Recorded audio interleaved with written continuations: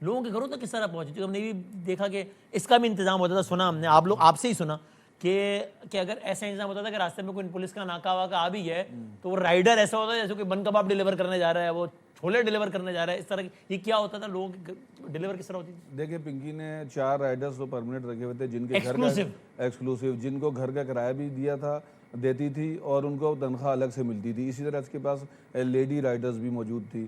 تو جب یہ کسی کو ڈیلیوری کروانی ہوتی تھی تو جو خواتین کا تو ویسے بھی چیکنگ نہیں ہوتی تو ان کے ذریعے بھی ڈیلیوری ہوتی تھی، اور اگر میل رائڈر کے ذریعے جاتی تھی تو کبھی وہ بریڈ، کبھی ناشتہ، کبھی برگر، تو مختلف چیزیں ایسے جیسے ڈیلیوری دینے جا رہے ہیں. Delivery boy. اور اس ڈبیا کی آپ دیکھ سکتے ہیں کہ یہ اتنی سی شاید 1 انچ کی یا 1.25 انچ کی یہ ہو تو اس کے اوپر کسی کا دھیان بھی نہیں جائے گا، کہیں پر بھی چھپا کر. اسی طرح جب اس کی 2 پروڈکشن ہاؤسز کے تھے، ایک لاہور میں، کراچی میں، تو لاہور سے یہ ٹرین کے ذریعے خواتین رکھ کر لاتی تھی.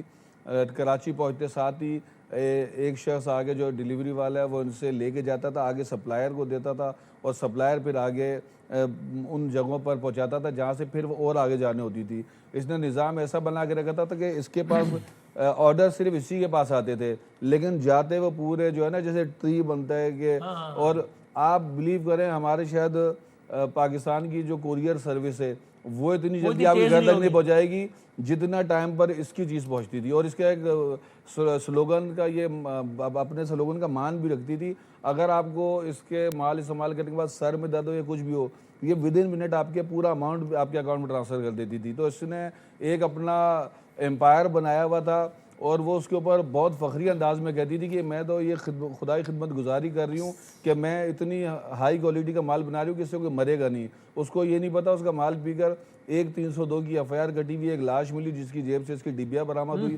بغدادی تھانے میں 7 اپریل کو، اور نہ جانے اور کتنے اموات ہوئی ہوں گی. ڈیلیوری سروس بھی ہے کہ اگر آپ کو سر میں درد ہو تو پیسے واپس، مزہ آنا ہے تو پھر. بہت شکریہ نذیر شاہ صاحب، تھینک یو ویری مچ، آپ نے بہت شکریہ.